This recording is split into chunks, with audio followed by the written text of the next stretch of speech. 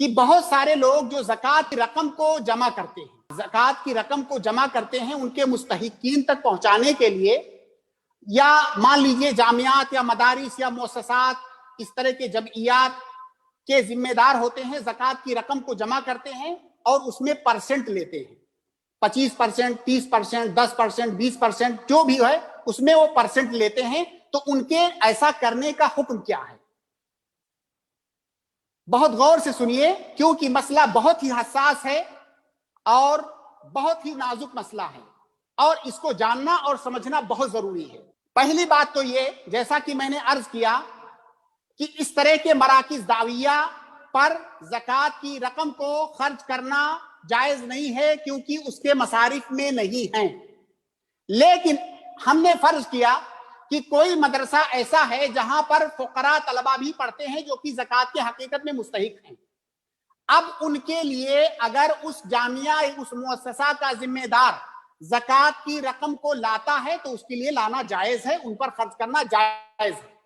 اگلا سوال یہ آتا ہے کہ جب وہ زکوٰۃ کی رقم کو لا رہا ہے تو کیا اس کے لیے جائز ہے کہ اس رقم میں سے کچھ وہ خود رکھ لے، اس کو کی کٹ کہتے ہیں ہندوستان کی زبان میں، پرسنٹ کٹ اور پتہ نہیں کیا کیا نام دیتے ہیں، کیا وہ لے سکتا ہے کہ نہیں؟ دیکھیے، اس میں کئی باتیں ہیں جو سلسلہ وار آپ سمجھیے۔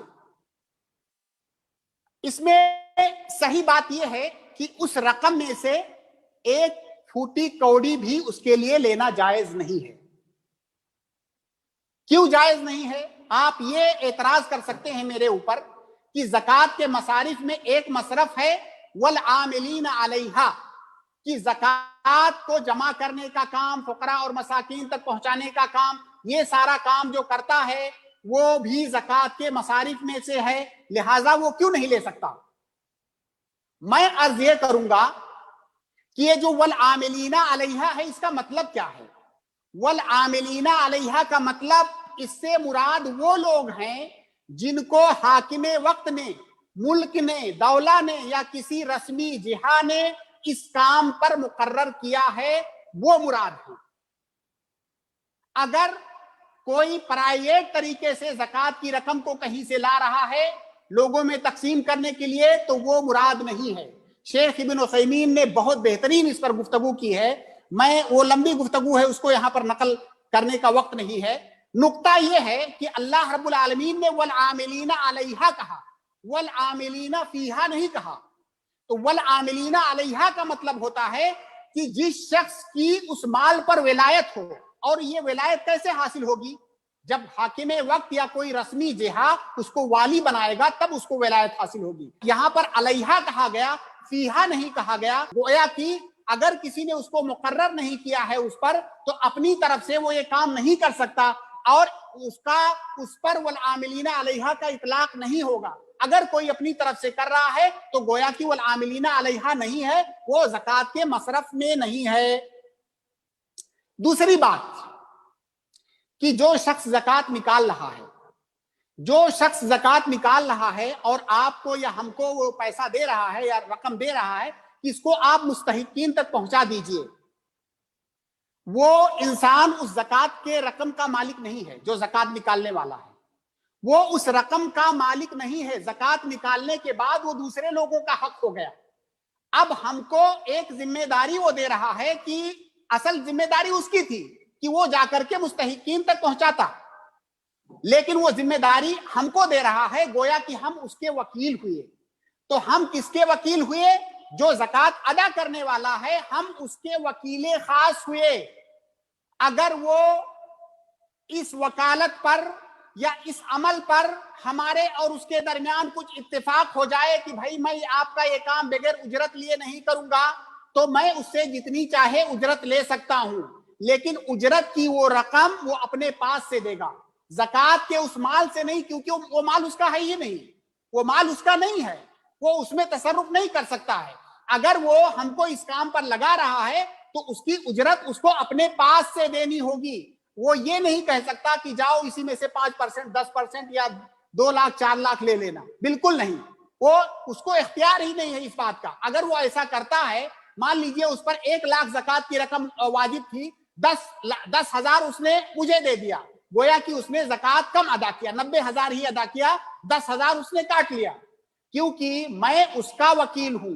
جو فقراء اور مساکین ہیں میں ان کا وکیل نہیں ہوں, جو زکوٰۃ ادا کر رہا ہے میں ان کا وکیل ہوں. لہٰذا اگر وہ کچھ دینا چاہتا ہے تو اپنے جیب خاص سے مجھے وہ دے, زکوٰۃ کے پیسے سے میں کچھ نہیں لے سکتا ہوں.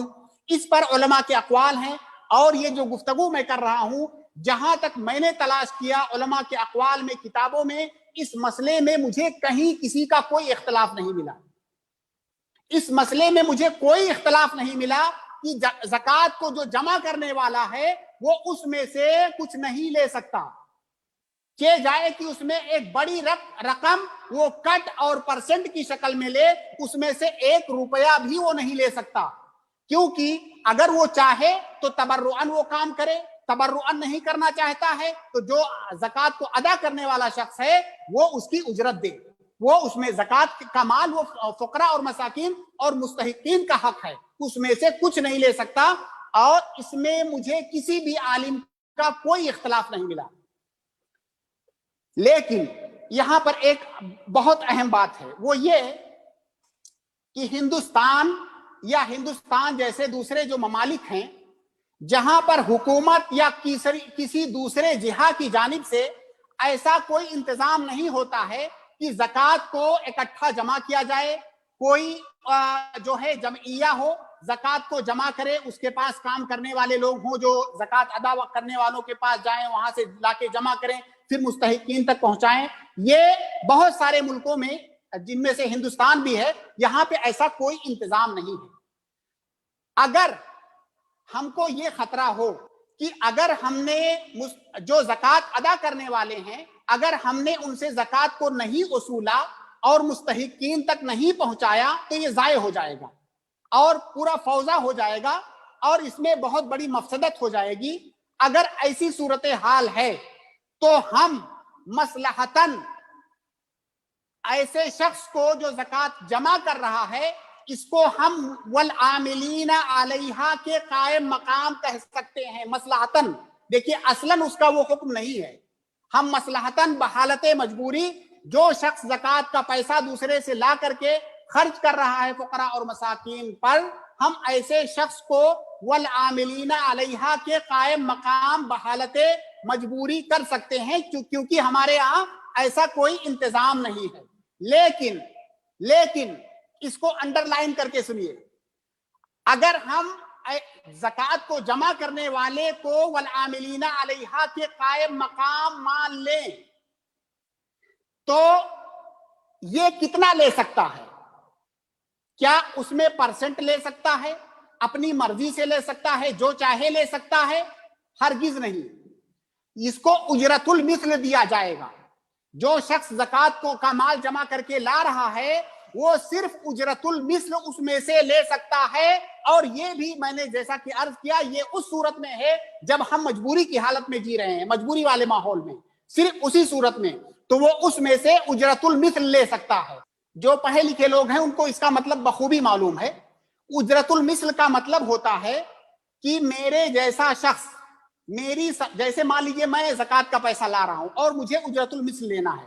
اب میں یہ دیکھوں گا کہ میرے سماج اور معاشرے میں میرے جیسے شخص یا میری جیسی حیثیت, میرے جیسے صلاحیت کا مالک اگر یہ کام کرے تو اس کی اجرت کتنی ملے گی, اس کو اجرت المثل کہتے ہیں. فرض کیجئے اگر میری جیسی صلاحیت کا آدمی ایسا کام کرے دوسری جگہ پر, اتنی محنت کا کام, تو اس کو مان لیجئے 20,000 25,000 روپیہ مہینہ ملے گا, تو اس میں سے میں 20,000 25,000 ماہانہ کے اعتبار سے اس میں لے سکتا ہوں. اجرت المثل, اس سے 1 پیسہ زائد نہیں لے سکتے. اب اگر کوئی اس میں اجرت المثل سے زیادہ لے رہا ہے, اور دیکھیے یہاں پر ایک چیز, ہم اس کو اجرت المثل کیوں کہہ رہے ہیں کہ اجرت المثل سے زیادہ نہیں لے سکتا؟ ایک قاعدہ ہے کہ من استحق شیئا لصفۃ استحق علی قدر تلک الصفہ. من استحق شیئا لصفۃ یستحق بقدر تلک الصفہ. اگر کسی وصف کی بنیاد پر میں کسی چیز کا مستحق ہو رہا ہوں تو اس چیز کا مستحق اتنا ہی ہوں گا جتنا وہ وصف میرے اندر پایا جائے. تو جو والعاملین علیہا لوگ ہیں وہ کیوں پا رہے ہیں اس میں حصہ؟ کیا اس لیے تھوڑی پا رہے ہیں کہ وہ فقیر اور مسکین ہیں، وہ چونکہ کام کر رہے ہیں، اپنے کام کے وصف کی وجہ سے پا رہے ہیں، اس لیے ان کے کام کے بقدر ان کو زکوٰۃ میں سے رقم دی جاتی ہے۔ اب جب ہم زکوٰۃ کو جمع کرنے والے شخص کو والعاملین علیہا کے قائم مقام کہہ رہے ہیں تو یہ اپنے عمل کے بقدر اجرت المثل لے سکتا ہے، اپنے عمل کے بقدر، اپنی حیثیت کے بقدر، اس کے سماج اور معاشرے میں جو عرف ہے اجرت المثل کا، اس جیسے کام کرنے کا، اس جیسی صلاحیت کا کہ انسان اگر وہ ایسا کام کرے تو اس کو کتنا مزدوری ملے گی وہ صرف اتنا لے سکتا ہے۔ اب اگر کوئی اجرت المثل سے زیادہ لے رہا ہے تو وہ حرام ہے، اگر اجرت المثل سے زیادہ لے رہا ہے، اس میں کوئی شک نہیں ہے، مجھے کسی کا کوئی اختلاف اس میں معلوم نہیں ہے کہ کسی نے اختلاف کیا ہو، اور اگر کوئی پرسنٹ لے رہا ہے تب تو یہ اس سے بھی زیادہ گھناؤنا ہے۔ کیونکہ پرسنٹ مان لیجئے کوئی 30% لے رہا ہے، 1 کروڑ کا اس نے رقم جمع کیا زکوٰۃ میں، اگر وہ 30% لے رہا ہے تو کتنا ہو جائے گا؟ 30 لاکھ۔ 1 کروڑ اس نے ایک دن میں کسی زکوٰۃ ادا کرنے والے سے لیا اور 1 گھنٹے کے اندر 30 لاکھ اس کے جیب میں۔ آپ سوچئے کیا اس کی اجرت 30 لاکھ بنتی ہے؟ بلکہ بعض لوگ تو کہتے ہیں 50% تک لوگ لیتے ہیں، اور یہ معاملہ صرف واجب زکوٰۃ تک محدود نہیں ہے۔ چونکہ میرا وقت ختم ہو رہا ہے، حقیقت میں یہ موضوع بہت دردناک ہے، اس موضوع کی گہرائی میں جتنا جائیں گے بہت دردناک ہے۔ حلال اور حرام کی تمیز مٹ چکی ہے، لوگوں کی جو گفتگو ہے عوام الناس کی، اگر آپ سنیں گے تو آپ کو اندازہ ہوگا کہ حلال اور حرام کی تمیز کو لوگوں نے مٹا دیا ہے۔ اور افسوس تو یہ ہے کہ ان کے پاس دلائل ہیں، وہ دلائل یعنی حرام کو دلیل کے ساتھ حلال کرتے ہیں۔